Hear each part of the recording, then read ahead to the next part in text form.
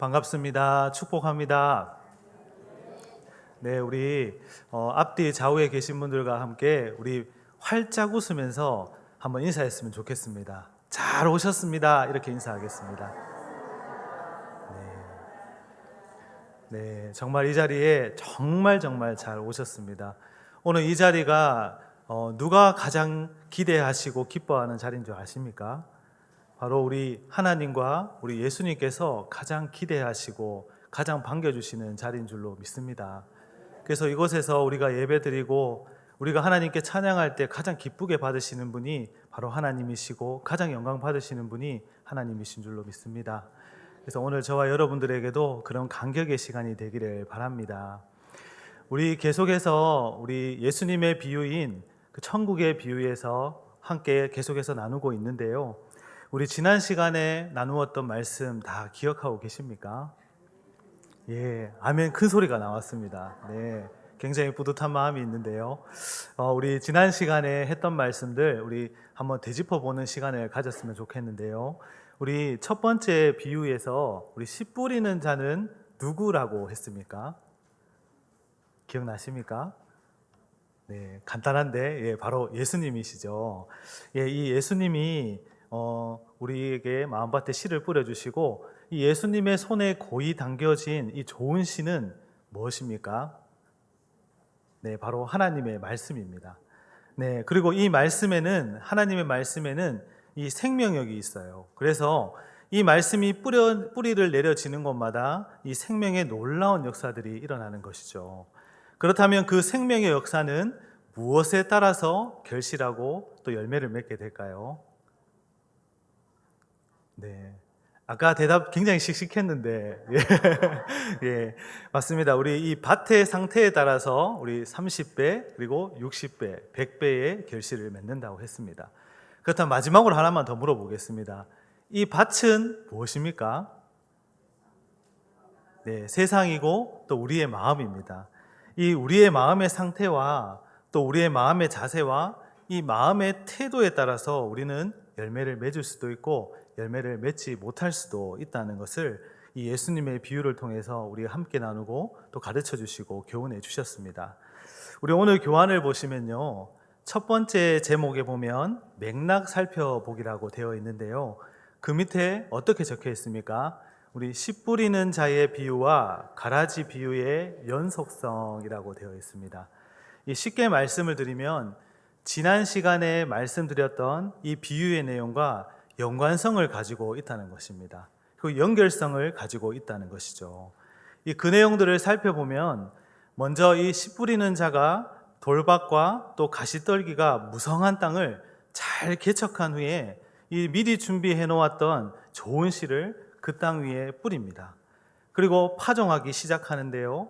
그 시간이 얼마 지나고 나서 이 땅에 떨어진 씨가 어떻게 성장하는지, 그리고 그 성장 과정에서 발생하는 일들과 그 씨가 열매를 맺고 결실하기까지의 과정을 예수님의 지혜로우심으로 이 천국의 비밀로 해석하고 계시는 그런 내용이 오늘 말씀에 담겨져 있는 것입니다. 어떻게 보면 지난 시간에 우리 씨 뿌리는 자의 비유의 후속편이라고 할 수 있겠습니다. 그래서 오늘 이 두 번째 말씀인 가라지와 그리고 가라지의 비유의 말씀을 통해서 예수님께서 우리에게 무엇을 말씀하시는지 크고 비밀한 그 비밀한 뜻을 우리가 발견할 수 있는 그런 귀한 시간이 되었으면 좋겠습니다. 우리 이어서 이제 본문의 내용을 한번 살펴보려고 하는데요, 우리 세 가지로 살펴보려고 합니다. 저와 여러분은 이 농사를 짓거나 이 농사의 경험이 많지 않아서 잘 모르시는 이야기일지도 모릅니다. 근데 보통 농부들이 농사를 지을 때 이 세 가지 때를 구분한다고 하는데요, 그 세 가지 때가 무엇이냐 하면 먼저는 그 첫 번째가 밭을 갈고 땅을 개척하고 이 씨를 뿌리는 파종의 때를 구분한답니다.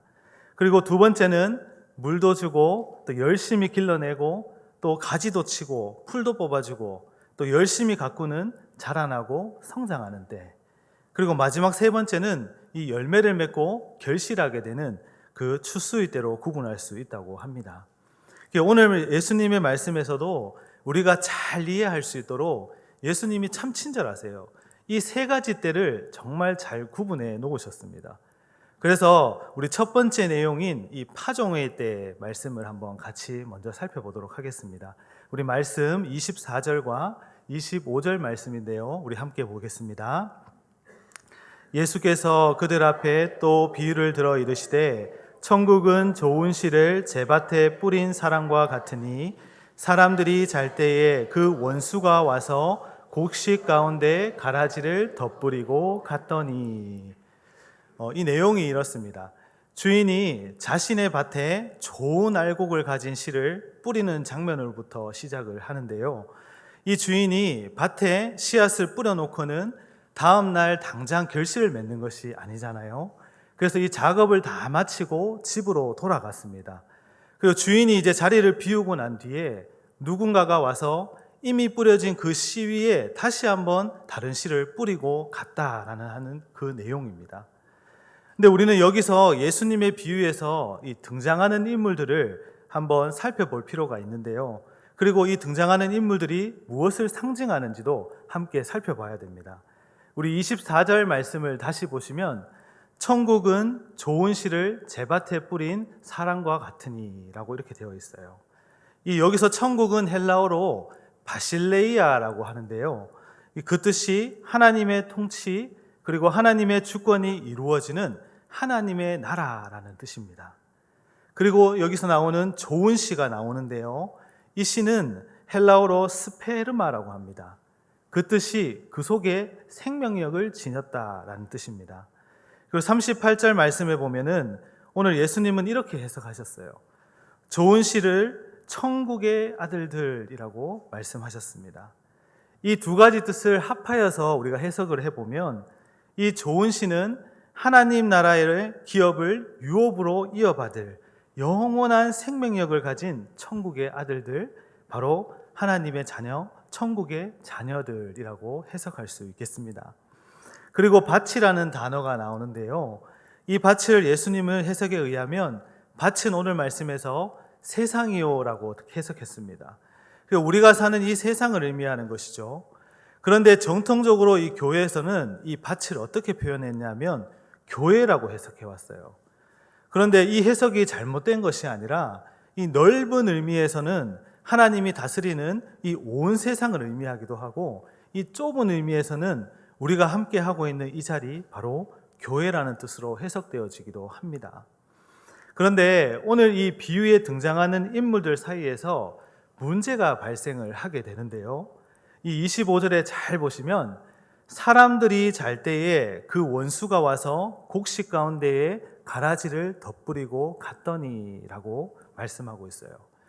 사람들이 자고 있는 그 사이에 원수가 와서 곡식 가운데에 가라지를 덧뿌리고 갔다고 하는 것입니다.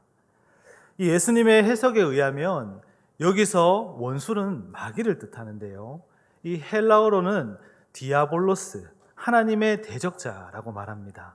그 뜻이 뭐냐면 뒤죽박죽 만들어버리다 그리고 갈라서게 하다라는 뜻을 가지고 있어요. 여러분, 근데 우리가 25절 말씀 안에서 아주 중요한 한 가지를 발견할 수 있는데요. 이 25절 말씀 안에 원수 또 마귀라고 하는 이 마귀의 습성을 잘 나타내고 있는 이 단어가 숨겨져 있습니다. 여러분 혹시 발견하셨습니까? 네. 이쪽에서 굉장히 정답이 탁 나왔습니다. 네, 맞습니다. 바로 잘때예라는 단어입니다. 이 잘때라는 말을 이 원어 성경에서는 이렇게 풀이하고 있어요. 이 화면을 같이 보시면 농부의 태만함을 꼬집어서 하는 말이 아니라 이 원수가 농부 모르게 슬그머니 악행을 저지를 수 있는 절호의 기회, 찬스를 암시하는 말, 이런 의미로 사용됐다는 겁니다. 이것을 우리 신앙생활에서 보면 우리가 하나님의 말씀에 순종하면서 열심히 살아갈 때에는 우리의 이 굳건해진 그 믿음이 강력한 방패막이 되어서 마귀는 이 방어막을 쉽게 뚫어낼 수가 없어요. 배는 아파하지만 어찌할 수 없다는 것이죠.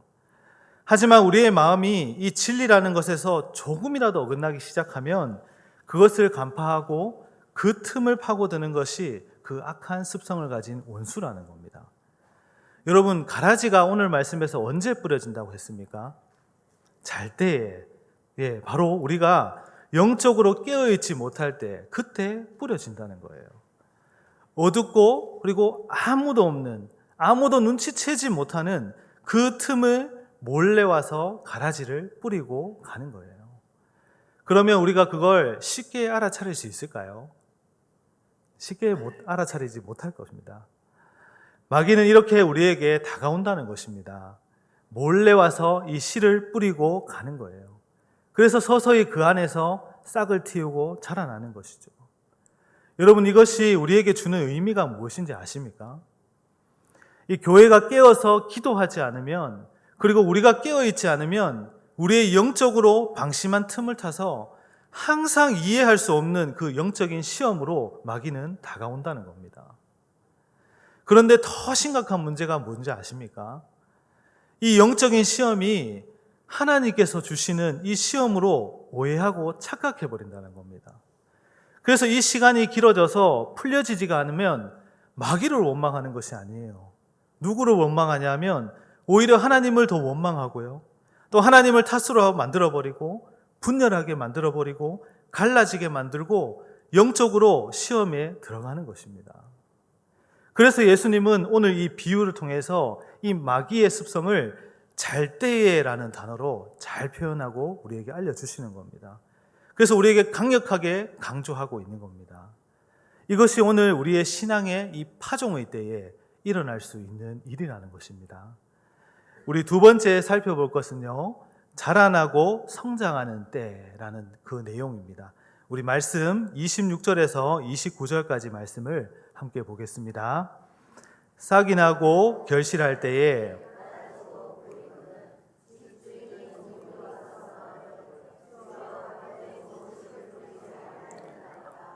그런데 가라지가 어디서 생겼나이까? 주인이 이르되 원수가 이렇게 하였구나. 종들이 말하되 그러면 우리가 가서 이것을 뽑기를 원하시나이까? 주인이 이르되 가만두라. 가라지를 뽑다가 곡식까지 뽑을까 염려하노라. 주인이 이 좋은 알곡을 거두기 위해서 씨앗을 사다가 이 자기 밭에 뿌렸습니다.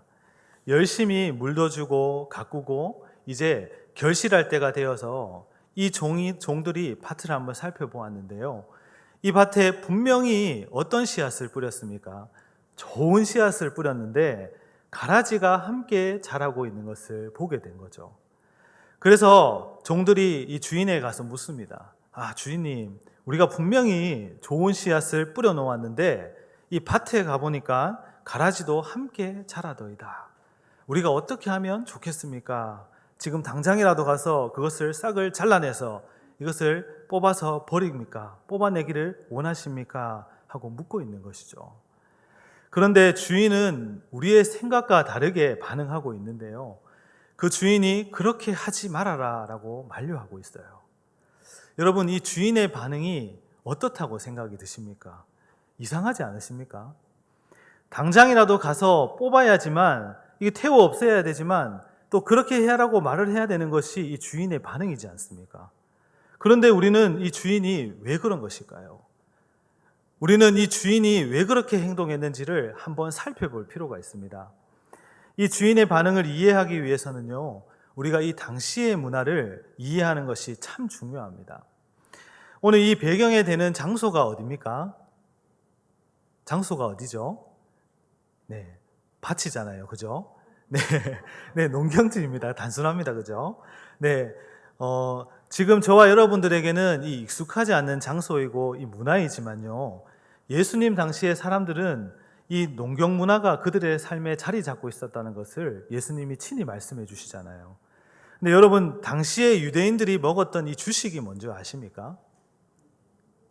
네, 빵이잖아요. 이 빵의 재료가 뭐예요? 네, 밀입니다. 제가 이 역사 자료를 찾아봤는데요, 이 유대인들은 당시에 벼농사를 짓지 않았다고 합니다. 네, 신기하죠.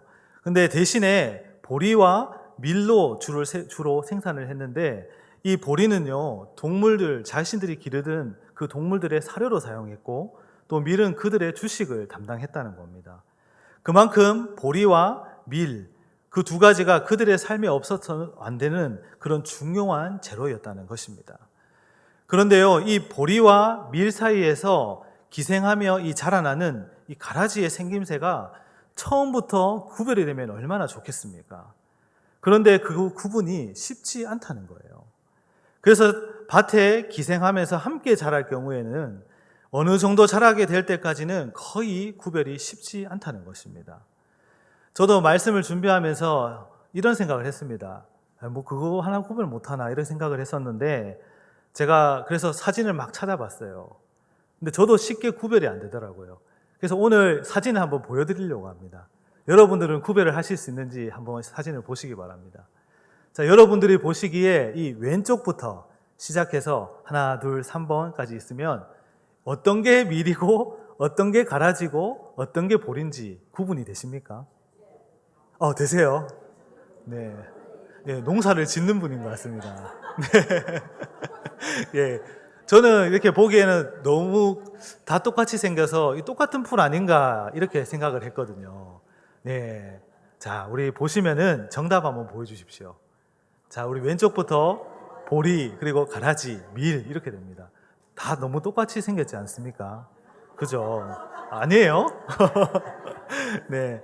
여러분, 저도 이렇게 너무 비슷하게 생겨가지고 이 구별이 어려웠습니다. 근데 여러분, 이 가라지가 가지는 특징이 무엇인지 아십니까? 너무 잘 자라요. 이 가라지가 이 헬라어로는 지자니온이라고 하는데요. 이 달리 말하면 독을 가진 보리다라고 해서 독보리라고 합니다. 분명 보리처럼 똑같이 생겼는데 이 독이 있는 잡초라는 거예요. 그래서 이 가라지는 이 독성을 가진 식물이기 때문에 사람들이 잘못 오해해서 이거를 집어먹으면 어떻게 되겠습니까? 큰일 나죠. 네, 구토도 유발하고요. 이 설사도 할 수 있는 그런 독성을 가진 식물이라는 겁니다. 그리고 이 가라지가 고약한 것이 무엇이냐 하면 이 알곡과 곡식의 뿌리와 엉키면서 이렇게 자란다는 겁니다. 그래서 마치 사람의 목을 쪼듯이 이 같이 자라나고 있는 밀과 보리를 목을 쪼아서 같이 이 엉키면서 뿌리를 내리기 때문에 이거를 성급하게 뽑아내면 어떻게 되겠습니까? 같이 뽑히게 되는 것이죠. 농사를 처음 지어보시는 분들이 제일 힘들어하는 것이 뭐냐면 바로 이 잡초를 제거하는 일입니다. 그 이유도 어떤 것이 잡초인지 이 혼란이 오기 때문이죠. 이 잡초인지 알고 뽑았는데 이 뽑고 나서 보니까 알곡인 거예요. 그때 농부의 마음이 어떻겠습니까? 하나라도 정말 아깝지 않겠습니까? 오늘 예수님도 이것을 조심하라고 말씀하시는 겁니다. 이 우리가 볼 때는 가라지처럼 보여도 이 우리가 뽑으려고 하는 그것이 진짜 알곡일 수 있기 때문에 기다림의 시간이 필요하다는 것입니다. 그래서 추수의 때까지 기다리시겠다 이렇게 말씀하시는 거예요. 이것을 교회 안으로 가져와 보면 이 교회 안에서도 서로의 의견이 다른 사람들이 너무 많이 계시잖아요. 지금 당장 여러분들 옆에 계신 분들만 봐도 이 각자의 개성이 있고 특징이 있고 생각들이 있잖아요. 근데 하나님께서는 우리에게 그 사람들을 바라볼 때 어떤 시선으로 바라보기를 원하시는지 아십니까? 그 개성과 그 특징이 다르다고 그 부분이 틀렸다고 하시는 것이 아니라 모든 다양성을 수용해서 하나의 멋진 교회를 이루고 원하신다는 겁니다. 그런데 실상 교회 안에서는 어떤 일이 일어나고 있습니까? 모두가 그렇지는 않지만 생각이 조금만 다르면 조금의 물러섬이 없습니다. 강하게 반응해버리는 것이죠. 여러분, 이 모습을 누가 가장 즐거워하겠습니까? 네, 원수가 가장 즐거워하겠죠. 그 반면에 누가 가장 마음이 아파하겠습니까? 바로 이것을 바라보시는 하나님, 예수님께서 얼마나 마음이 아프시겠습니까? 이 교회 안에서 상대에게 날카롭고 이 과격하게 대하면 대할수록 서로가 서로에게 상처를 줄 수밖에 없습니다. 그런 분들이 처음에는 1명, 그리고 2명, 그리고 어느 순간에는 교회 공동체 전체가 흔들리고 무너지게 만들어버리는 그런 원인이 될 수 있다는 거예요. 그래서 기다려주는 것이 필요하고 또 시간을 두고 지켜보는 것이 굉장히 중요한 것입니다. 나 자신과 생각이 다르다고 할지라도 이 하나님께서는 우리의 그 긴 기다림 속에서 그 영혼들을 변화시켜 주시고 이 교회 가운데 진짜 알곡으로 세워주시고 하나님께 영광을 돌릴 수 있는 그 기회를 허락하시는 거예요. 여러분, 우리가 우리의 한정된 지혜로는 지금 이 땅에서 무엇이 정확하게 알곡인지 가라지인지 구분해낼 수가 없습니다. 구분하기가 힘듭니다. 왜요? 그 기준이 무엇이 됩니까? 그걸 알 수도 없고 우리가 판단할 수도 없기 때문에 그 판단을 오직 하나님께 맡겨드리는 겁니다. 그것은 하나님께서 오로지 판단하실 수 있고 올바르게 판단하실 수 있는 그 지혜를 가지고 계시기 때문에 그것을 하나님께 맡겨드리는 겁니다. 그래서 지금 우리에게 가장 중요한 책임이 이 가라지와 같은 성도들을 걸러내고 뽑아내는 것이 아니라 정말 우리가 해야 될 것이 먼저 우리가 알곡이 되어야 하는 겁니다. 우리 다음 세 번째 추수 때의 이야기입니다. 우리 마태복음 13장 30절 말씀 우리 함께 같이 보겠습니다. 둘 다 추수 때까지 함께 자라게 두라. 추수 때에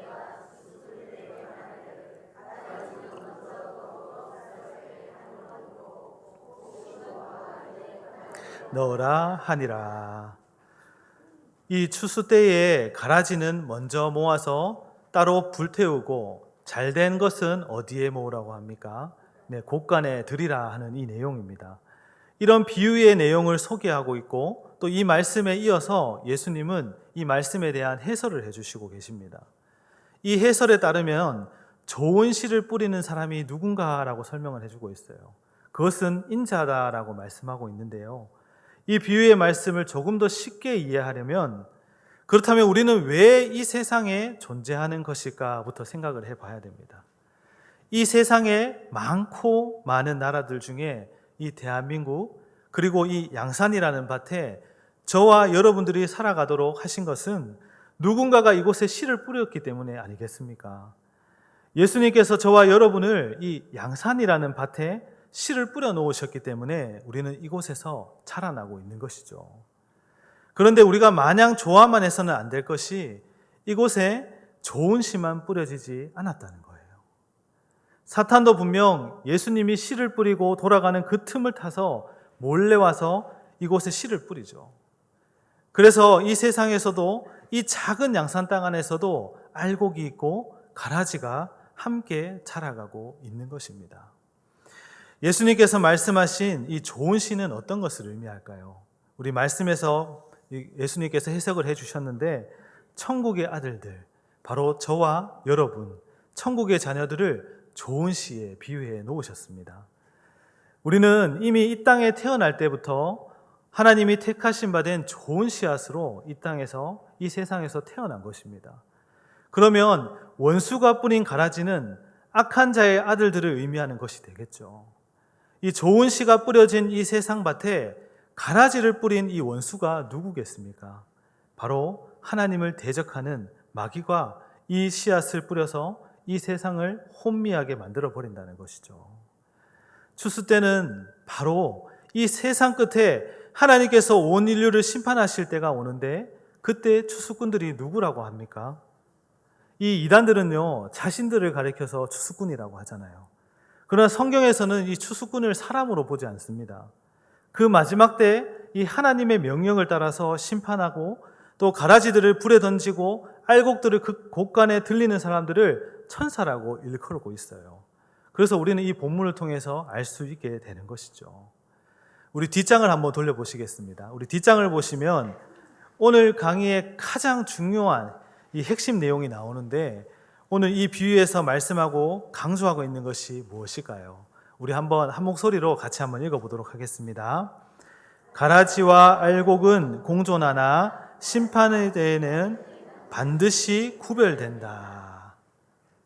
네. 이 비유의 말씀에서 가장 중요하면서도 핵심적인 내용이라고 할 수 있는데요. 먼저 알곡과 가라지가 함께 공존한다는 것입니다. 이 세상은 물론이고 이 교회 안에서도 알곡과 가라지가 함께 공존할 수 있다고 하는 것이죠. 그러나 알곡과 가라지가 영원히 함께 하는 것이 아니라 잠시라는 것입니다. 그래서 마지막 때가 되면 이 반드시 알곡과 가라지가 구별이 되는데 그때는 각각 다른 운명에 처하게 될 것이라고 말씀하고 계신다는 거예요. 이것이 오늘 본문에서 가장 강조하고 있는 내용입니다. 그렇다면 우리가 의문을 가질 수 있겠죠. 왜 하나님께서는 이 가라지와 알곡을 같이 공존하게 하시는 것일까? 잘 자라고 있는 이 알곡까지도 해할 수 있는 그 가라지를 즉시 제거하지 않으시는 이유가 무엇일까 하는 그런 의문을 가지지 않겠습니까?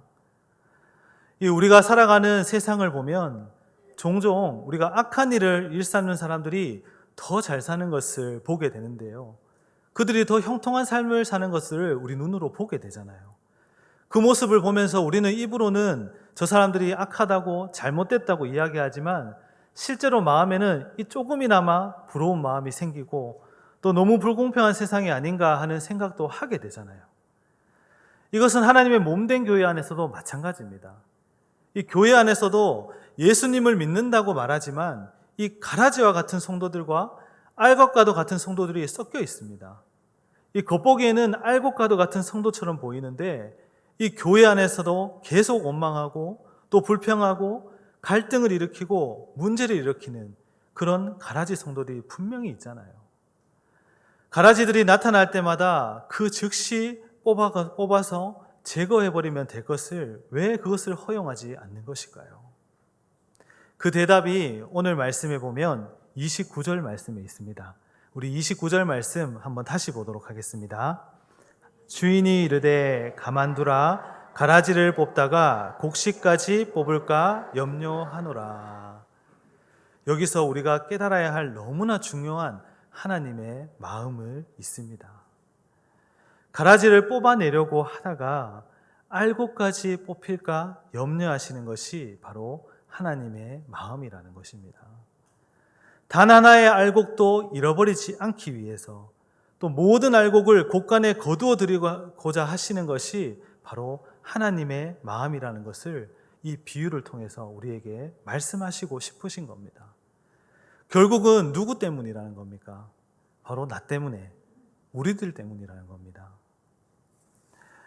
하나님께서 이 일을 가만히 지켜보시고 가만히 내버려 두는 것이 우리에게 무관심해서가 아니라 바로 당신의 자녀들을 너무나 사랑하시기 때문에 참고 기다리신다는 겁니다. 우리들 가운데 단 한 명의 영혼도 가라지 때문에 뽑힐 일을 없게 하시기 위해서 하나님은 가라지를 잠깐 허용하신다는 겁니다. 그래서 예수님은 오늘 이 비유를 통해서 우리에게 알려주시는 것입니다. 그렇다면 우리는 어떻게 살아야 할까요? 이 오늘 말씀의 결론입니다. 예수님은 오늘 비유의 말씀을 주시면서 세상에는 악인과 의인들이 함께 공존하고 교회 안에서도 알곡 성도와 이 가라지 성도들이 공존하지만 그러나 결국 하나님의 심판의 때에는 반드시 심판하고 구별이 되어진다고 말씀하셨습니다. 그렇다면 우리는 진짜 알곡이 되어야 하지 않겠습니까? 이 알곡의 인생을 살아가는 사람들은요, 어떤 사람이냐면 이 하나님의 말씀을 소홀하게 생각하지 않고요, 그 말씀에 마음속 깊이 새기는 사람이라고 할 수 있습니다. 이 우리에게 오는 고난 때문에 말씀을 저버리지 않고요, 또 하나님의 말씀을 들을 때에도 기쁨으로 말씀을 받습니다. 그 말씀 때문에 손해를 볼 것 같고 이 고난을 당할 것 같아도 그 말씀을 끝까지 붙들고 살아내는 사람, 그 사람이 결실하는 사람이라는 겁니다. 여러분, 하나님의 말씀을 듣기만 해도 그냥 좋은 일만 생기면 누가 그거 하지 않겠습니까?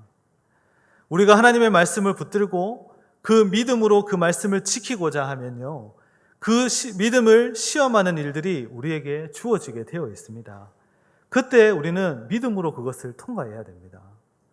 고난과 그리고 역경과 또 사람들의 비웃음과 조롱거리와 또 손가락질이 있다 할지라도 나는 이 길이 영생의 길이라는 것을 믿고 이 길을 걸어가겠습니다 하는 그 고백이 우리에게 있어야 하고, 이 고백을 통해서 시험을 뚫고 넘어갈 수 있는 그런 저와 여러분이 된다는 것입니다.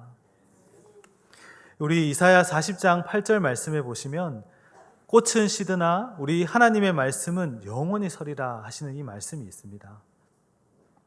우리의 눈으로 보이는 것이 다 사라지잖아요. 그러나 하나님의 말씀은 어떻다고 말씀합니까? 영원하다라고 말씀합니다. 하나님의 말씀을 어떠한 상황 가운데서 세상의 길이 아니라 이 하나님의 말씀과 하나님의 길로 여기겠다는 마음으로 단단히 하나님의 말씀을 붙드는 것이 이 알곡의 삶, 열매 맺는 삶이라는 겁니다. 오늘 이 우리의 인생의 이 0점을 잘 조준하시기 바랍니다. 다시 한번 하나님 말씀의 0점을 조정하시고 힘차게 그런 주님과 함께 그 길을 걸어가시고 교제하시는 저와 여러분들이 되었으면 좋겠습니다. 우리 함께 기도하겠습니다. 하나님 아버지 감사합니다. 가장 좋은 예수님의 말씀으로 오늘 우리에게 귀한 깨달음을 주시고 그 말씀이 우리의 길잡이가 되어서 살아갈 힘과 용기를 주심에 또 한 번 감사드립니다. 예수님이 우리를 너무 사랑하셨기 때문에 우리의 가장 가까운 일상들의 이야기로 천국의 비밀을 들려주셨습니다. 우리에게 들려주신 이 귀한 생명의 말씀을 놓지 않겠습니다. 앞으로 이 말씀대로 살겠습니다. 이 시간 다시 한번 고백합니다. 이 고백이 흔들리지 않도록 우리를 붙잡아 주시고 선과 악이 공존하는 이 세상에 나 때문에 우리 때문에 기다려 주시고 훈련해 가시는 그 마음을 깊이 새기고 마음에 힘을 얻도록 인도하여 주시옵소서. 그리고 예수님의 그 기다림에 누가 되지 않는 삶을 살아가도록 인도하여 주시옵소서. 하나님, 우리가 알곡답게 살아가는 길은 꽃은 시드나 우리 하나님의 말씀은 영원히 서리라 하신 그 말씀대로 영원하신 하나님의 말씀을 붙잡고 그 길을 걸어가는 것임을 다시 마음에 담습니다. 하나님, 우리의 인생을 인도하여 주시옵소서. 이 모든 말씀 예수님의 이름으로 기도드립니다. 아멘.